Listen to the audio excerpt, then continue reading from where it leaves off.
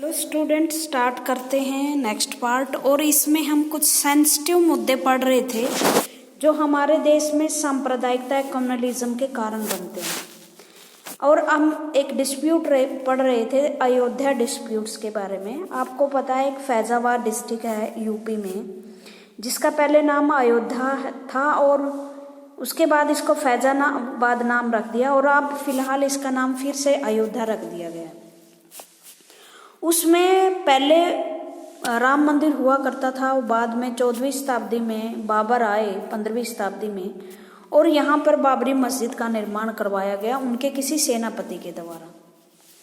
बाद में जो हिंदू लोग थे उनके कुछ अखाड़े के लोग या ऋषि या जो भी राम के भक्त थे, उन्होंने कोर्ट केस किया। ये अंग्रेजों के ज़माने की बात है, मेरे ख्याल से अराउंड 1920 के आसपास की बात है। एग्जैक्ट नहीं मुझे ध्यान आ रहा कि कब की बात है। और कोर्ट केस में ये लंबा केस चलता रहा कि राम की भूमि पर बाबरी मस्जिद नहीं बनाई जानी चाहिए। और उसके बाद बहुत सारे डेवलपमेंट हुई, कोर्ट हुए, केसेस हुए और भी। और जो आर्कियोलॉजिस्ट थे उनको लगाया गया बाबरी मस्जिद के नीचे ये देखने के लिए कि क्या इनके नीचे राम मंदिर के अवशेष हैं। और इससे साबित भी हुआ कि नीचे बाबरी मस्जिद के नीचे राम अवशेष हैं। जैसे ही कोर्ट केस था तो बाबरी मस्जिद को बंद किया गया। उसके बाद सुप्रीम कोर्ट ने ऑर्डर दिया कि ये जो मस्जिद है खोला जाए और इसमें राम मंदिर की जो जगह है उन पर जो हिंदू भक्त हैं उनको प्रेयर करने की या पूजा अर्चना करने की आज़ादी फ्रीडम मिल जाए। इसमें 3 पोर्शन बने हुए हैं। एक बाबरी मस्जिद का मंदिर है, एक अखाड़ा की भूमि है और एक राम लल्ला की भूमि है। मतलब 3 पोर्शन है इसमें। तो 1986 में बाबरी मस्जिद का जो मुद्दा था वो ज़्यादा गर्मा गया और फैजाबाद की जो डिस्ट्रिक्ट कोर्ट थी फरवरी 1986 में इस कोर्ट ने ऑर्डर दिया कि बाबरी मस्जिद को परमिशन दी गई कि आप अपने दरवाजे खोलिए ताकि हिंदू अपनी प्रेयर कर सके इस साइट पर। दे कंसिडर्ड एज टेम्पल, क्योंकि वहाँ एक टेम्पल था। A dispute had been going on for many decades, लंबे अरसे तक। मैनी डेकेड्स का मतलब होता है बहुत सारे दशकों तक ये मामला चलता रहा। Over the mosque known as Babri Masjid at Ayodhya. The Babri Masjid was in 16th century mosque in Ayodhya and was built by the Mir Bakki Mughal Emperor Babur General. 16वीं शताब्दी में ये बनाई गई थी। सॉरी, मैंने 15वीं शताब्दी में बताया था, बट यहाँ 16th सेंचुरी है अयोध्या में। और मीर बाकी मुगल एम्परर जो बाबर का जनरल था उसने बनाई थी, मीर बाकी ने। Some Hindu believe that it was built after demolishing a temple by for lord Rama in what a believed to be his birth place. कुछ हिंदू ये विश्वास करते थे कि ये बाबरी मस्जिद लॉर्ड रामा के टेम्पल को डिमोलिश करके नष्ट करके बनाया गया था क्यों। और इससे पहले जो राम का ये बर्थ प्लेस था तो यहाँ मंदिर था। और ये एक ऐतिहासिक चीज़ है, इससे कोई नकार नहीं सकता कि राम का जन्म अयोध्या में नहीं हुआ था। राम की जन्मभूमि अयोध्या रही है। और उस टाइम जब मुस्लिम शासक आए थे तो उन्होंने ये चीज़ें की भी थी, इसमें कोई शक नहीं था। उन्होंने मंदिरों को तोड़कर मस्जिदें बनवाई भी थी, वो अपनी विक्ट्री का प्रतीक मानते थे इसको। The dispute took place a form of court case and has continued for many decades. Court case हुआ, लंबे समय तक चलता रहा। In late 1940 the mosque was locked up as the matter was with the court. और जैसे ही court case हुआ तो ये मॉस्क बंद कर दी गई। मतलब ना हिंदू ना वहाँ जाते थे ना मुस्लिम वहाँ जाते थे। As soon as the lock of the Babri Masjid were opened, mobilization began to both sides. अब ऐसे तत्व होते हैं जो इन अवसरों का, इन घटनाओं का फ़ायदा उठाते हैं अपने वोट बैंक के लिए। तो कुछ लोग जैसे ही बाबरी मस्जिद के द्वार खुले, लोगों ने दोनों साइड के हिंदू और मुस्लिम दोनों लोगों ने अपने लोगों को मोबिलाइज करना शुरू कर दिया। Many Hindu and Muslim organization try to mobilize their community on this question. बहुत सारे हिंदू और मुस्लिम्स लीडर अपने आप को मानते थे, जो धार्मिक नेता मानते थे, उन्होंने अपने अपनी कम्युनिटीज़ के लोगों को इस प्रश्न पे मोबिलाइज करना शुरू कर दिया। उनके अंदर ज़्यादा से ज़्यादा इस बात का प्रचार करना शुरू कर दिया। वो कह रहे थे हमारा धर्म खतरे में है, हमारी मस्जिद खतरे में है, हमारे राम का मंदिर खतरे में है। तो इस तरह से क्लैशेस पैदा हो गए। Suddenly this local dispute become a major national question and lead to communal tension. एक लोकल सा इशू था फैजाबाद की डिस्ट्रिक्ट में, बट ये एक नेशनल लेवल का क्वेश्चन बन गया था, क्योंकि भारत में आज़ादी आ गई थी। कोई ये नहीं था कि मुस्लिम रूल है या ब्रिटिश रूल है, डेमोक्रेसी थी। डेमोक्रेसी में अपने विचार सबको स्वतंत्र रूप से रखने की आज़ादी है। तो दोनों जो कम्युनिटीज़ हैं इस सिचुएशन में गलत रंग में रंगने लगे। BJP made this issue it's major. और बीजेपी का एजेंडा क्या रहा है? हिंदुत्व का एजेंडा रहा है। तो उन्होंने तो अपना इलेक्ट्रोल इशू ही बना लिया। ये 3-4 बातें वो हमेशा अपने घोषणा पत्र में लिखते थे। एक कि 370 धारा खत्म करेंगे, एक कहते थे कि यूनिफॉर्म सिविल कोड लेके आएंगे, एक कहते थे कि राम मंदिर जरूर बनवाएंगे। तो आप देखोगे मोदी सरकार आने के बाद 370 धारा भी खत्म हो चुकी है, 3 तलाक का मामला भी निपट चुका है, और उसके बाद अब मंदिर का भी फैसला आ चुका है। कोर्ट ने कह दिया कि राम मंदिर बनेगा, यहाँ नींव भी रखी जा चुकी है। लेकिन साथ साथ में जो बाबरी मस्जिद है उसके लिए 5 एकड़ जगह फैजाबाद में ही दी गई है, वो बन जाएगा। उसके बाद major electoral and political plank along with many other organization like the RSS का पूरा नाम राष्ट्रीय सेवक संघ है। जो बीजेपी के नेता है वहीं से आते हैं। विश्व हिंदू परिषद, जिसमें वीडी सावरकर थे, it convened a series of symbolic and mobilisation programme. उन्होंने ऐसे बहुत सारे प्रोग्राम चलाए। हिंदुत्व के एजेंडे के आधार पर उन्होंने राम मंदिर को एक ऐसा मुद्दा बना दिया कि राम मंदिर नहीं बनेगा तो हमारी हिंदू धर्म पर एक करारी चोट पहुंचेगी। मुद्दे को इस तरह से फैलाया गया। This large scale mobilization lead to surged atmosphere and many instance of communal violence. और इस मोबिलाइजेशन के कारण जब बातें इतनी सेंसिटिव हो जाती है ना, धर्म जाति के मामले पर आ जाती है, तो जो व्यक्ति है वो थोड़ा सा ब्लाइंड हो जाता है, जो ब्लाइंड फेथ रखते हैं। बहुत सारे ऐसे बंदे भी हैं जिन पर ये चीज़ें इफेक्ट नहीं करती, लेकिन मोस्टली लोग जो हैं इन चीज़ों में इन्वॉल्व हो जाते हैं। और उससे क्या हुआ, दंगे भड़के। जैसे मुंबई के दंगे बहुत फेमस रहे 1992 में, मेरठ में दंगे हुए। इसी तरह से BJP in order to generate public support took out a massive march called the Rashtra from Somnath, Rath Yatra from Somnath in Gujarat to Ayodhya in UP.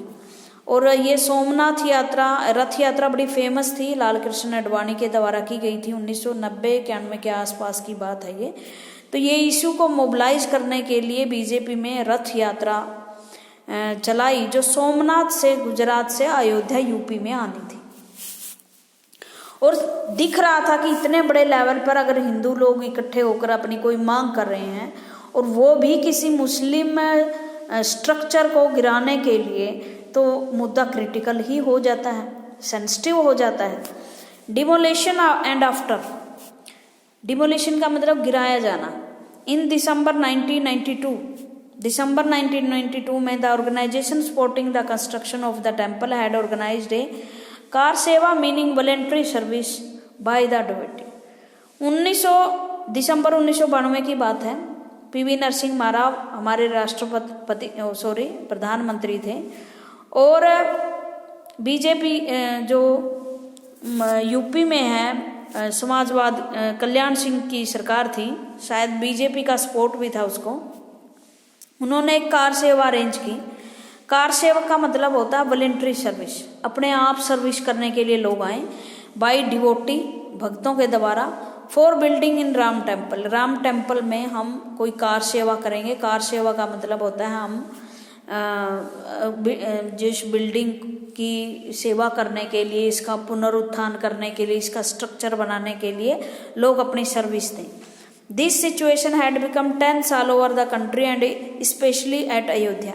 Situation बहुत ख़राब होगी, स्पेशली अयोध्या में। अयोध्या में मुस्लिम भी इतने रहते हैं, हिंदू भी उतने ही हैं, और बल्कि राम मंदिर जहाँ उसमें उस गली में तो मतलब बहुत सारे मुस्लिम रहते हैं, और ऐसी कम्युनल हारमोनी है वहाँ बहुत बढ़िया कि जो मुस्लिम लोग हैं वो भी राम को अपना बहुत बड़ा भगवान मानते हैं। Supreme court had ordered the state government to take care that the dispute site will not be in danger. जो सुप्रीम कोर्ट थी उसने ऑर्डर दिया, क्योंकि लॉ एंड ऑर्डर का जो मामला होता है वो हमेशा स्टेट गवर्नमेंट के अंडर आता है, तो उसको ऑर्डर दिया भाई ऐसा कुछ ना हो जिससे ये खतरनाक स्थिति में पहुंच जाए ये situation. How thousand of people gathered from all over the country, हजारों लोग वहीं इकट्ठे हुए एट अयोध्या में on 6 December 1992 and demolished the mosque. और देखते ही देखते बाबरी मस्जिद को गिरा दिया गया। वो सेवा करने के लिए नहीं, वो बाबरी मस्जिद को गिराने के लिए इकट्ठे हुए थे। This news lead to clashes between Hindu and Muslim in many part of the country. देश के विभिन्न भागों में हिंदू और मुस्लिम के बीच क्लैश पैदा हो गई। The violence of Mumbai erupted again in January 1993 and continue for over 2 weeks.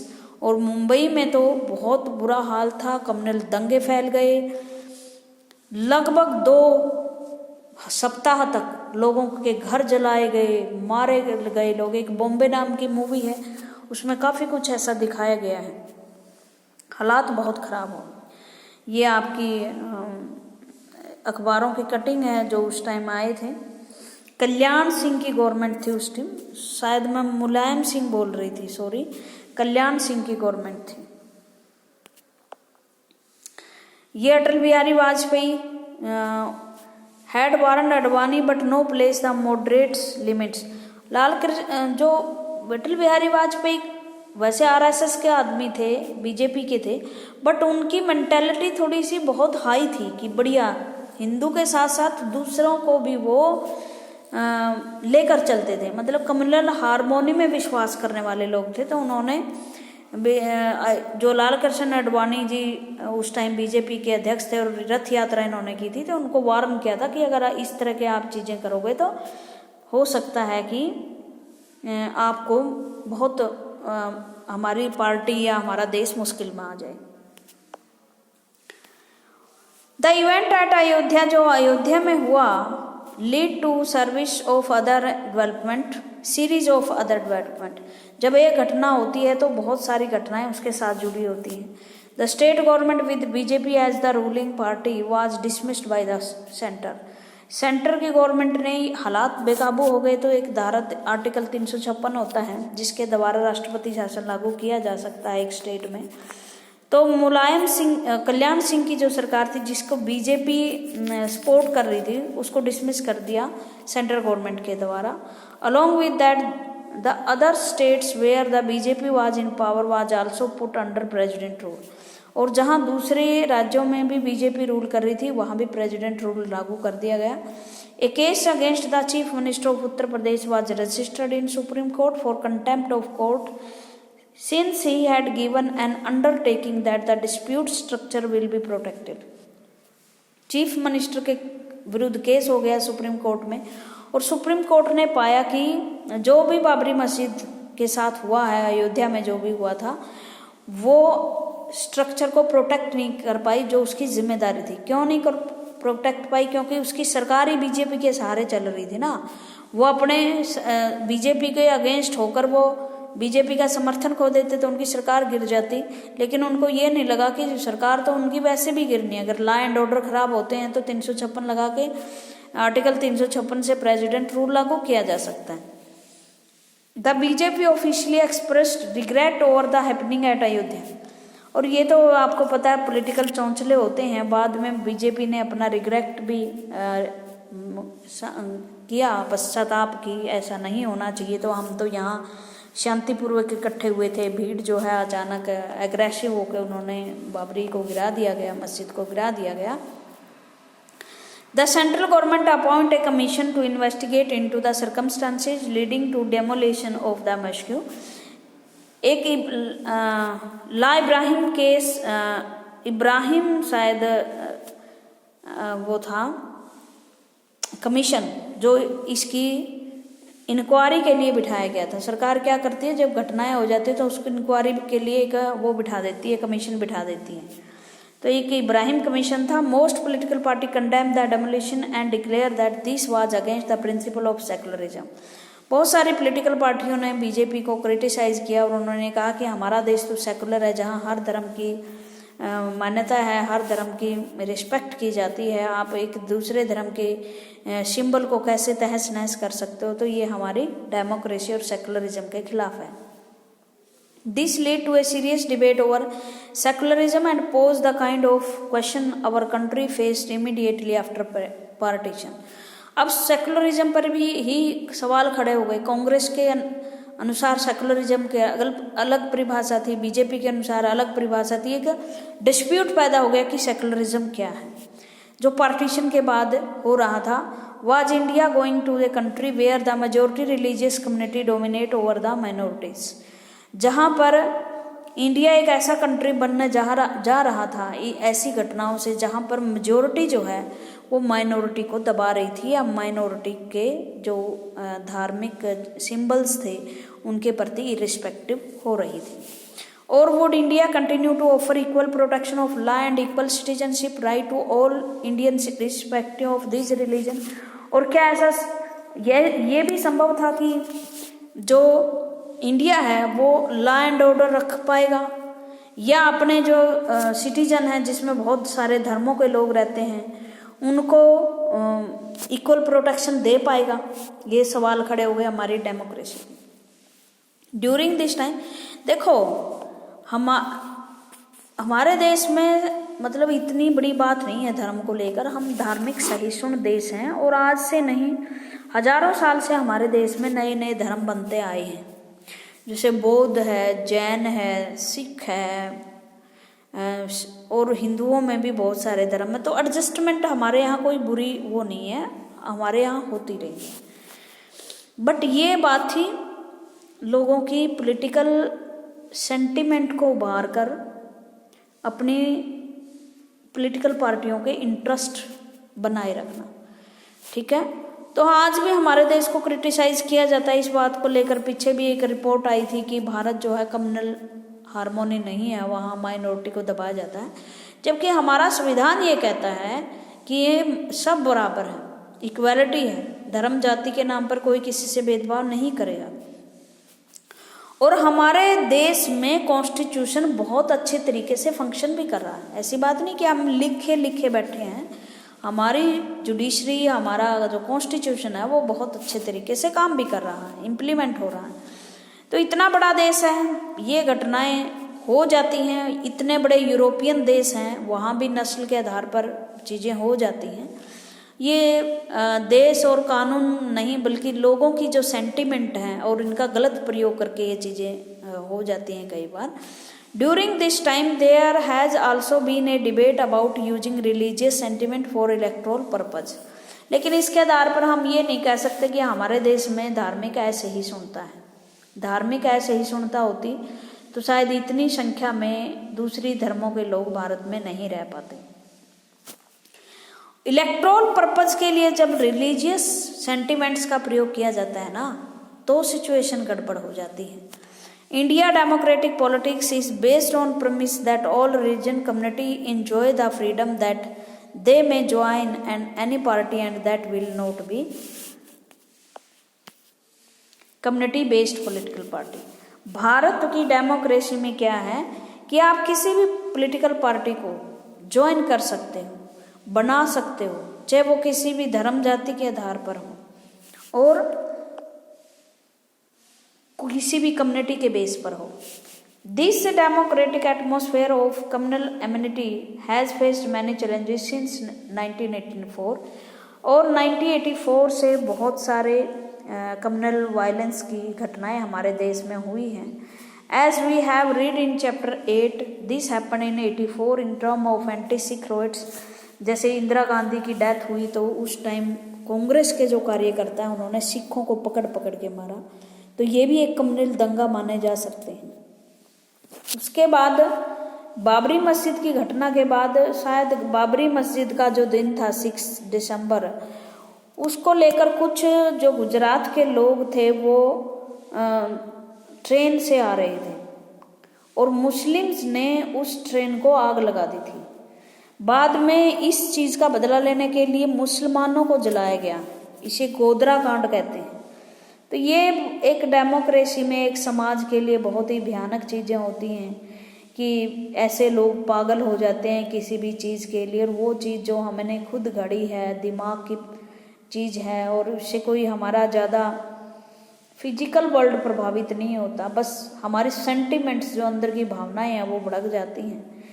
In February March 2002 similar violence broke out against the Muslim in Gujarat. इसने सिर्फ मुस्लिम के विरुद्ध की है, इससे पहले जो हिंदुओं पर ट्रेन में अटैक हुआ था उसका जिक्र इन्होंने करना चाहिए था, वो हुआ नहीं है। और इसके उस समय आपके ये जो प्रधानमंत्री हैं श्री नरेंद्र मोदी, उस टाइम गुजरात के मुख्यमंत्री थे। Such violence against the minority community and violence between two countries is a threat, communities is a threat of democracy. और अभी भी थोड़ा सा माहौल गर्म हुआ बैठा था जब 3 तलाक का मामला आया, और इससे बड़ी बात जो सिटीजन एक्ट आया हमारे देश में अभी 2019 में, जिसमें ये कहा गया था कि जो पाकिस्तान, बांग्लादेश, अफगानिस्तान में रहने वाले हिंदू हैं वो आसानी से भारत में आ सकते हैं, नागरिकता ग्रहण कर सकते हैं। और इसमें पता नहीं मुस्लिम लीडर को या जो दूसरी पार्टियां थी उनको कैसे कम्युनलिज्म दिखाई दिया, हमारी संख्या कम हो जाएगी, पता नहीं उनको किस तरह से इफेक्ट कर रहा था ये कानून। उन्होंने इसको लेकर दिल्ली में बहुत ज़्यादा दंगे हुए और लोग धरनों पर बैठे वहाँ, मुस्लिम कम्युनिटी के लोग। तो एक बड़ा देश है, ऐसा कुछ हो सकता है।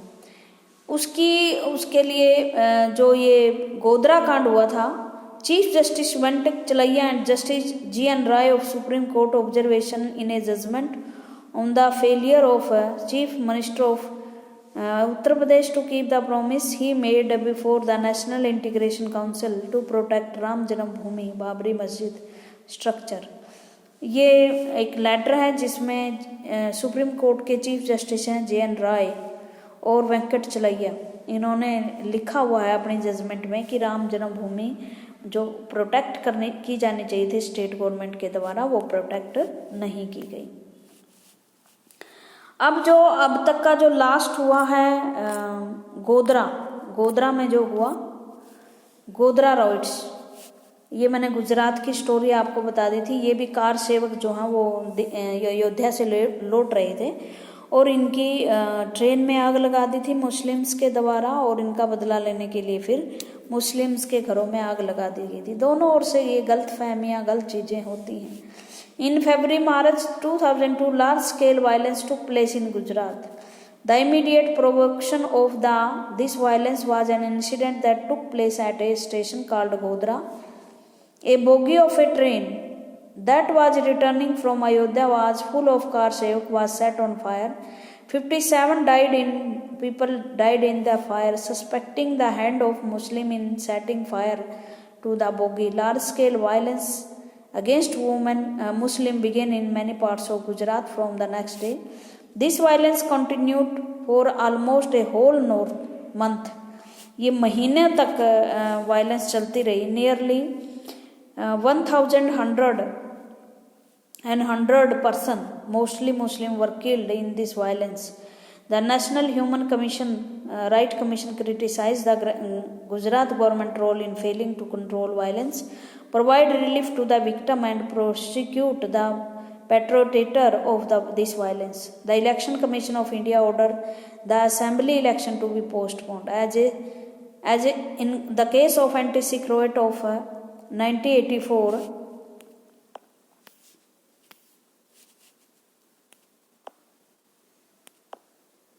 Gujarat riots show that the government machinery also become susceptible to sectarian passions.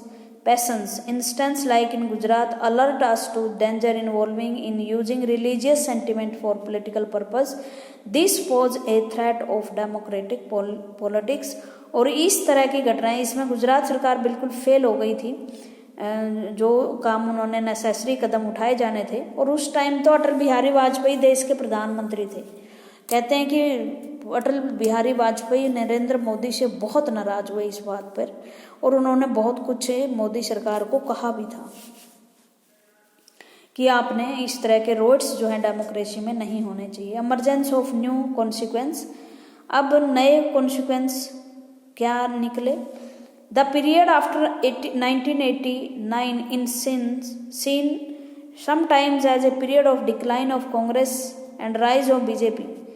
और 89 के बाद सबसे बड़ी एक टेंडेंसी ये रही कि fall of Congress and rise of BJP. If you want to understand the complex nature of political competition in this period, you have to compare the electoral performance of Congress and BJP. और इसको हम एक chart के माध्यम से समझ सकते हैं कि किस तरह से इलेक्शंस में किस पार्टी की क्या पोजीशन रही। जैसे इन्होंने लिखा हुआ है, changing electoral performance Congress and BJP 84 से 2004 तक, ये दिए हुए हैं। ये जो आंकड़ा है ये बीजेपी को बताता है, ये कांग्रेस को बताता है। और जैसे ये सीटें बता रखी हैं इन्होंने, 182 सीटें ये अटल बिहारी वाजपेयी के टाइम में मिली थी 1996 में इन्होंने। कांग्रेस 114 पे आ गई थी, फिर ये 145 पे आ गई थी, और अब तो आपको पता ही ना कितनी आ गई है। मेरे ख्याल से 46-47 सीटें कांग्रेस को सारे भारत में मिली हुई है। ठीक है,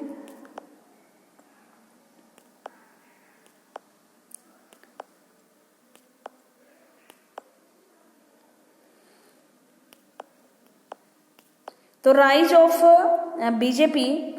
बीजेपी के राइज के बहुत सारे कारण थे। ये कारण नहीं था कि बाबरी मस्जिद की वजह से, हिंदू सेंटिमेंट की वजह से इनको उठाया गया, क्योंकि समय आने के बाद एक पार्टी का उत्थान और दूसरी पार्टी का पतन होता है, और जिसके कारण जो पार्टियां हैं वो सत्ता में आती हैं या सत्ता से बाहर होती हैं। कांग्रेस और बीजेपी के साथ भी यही था।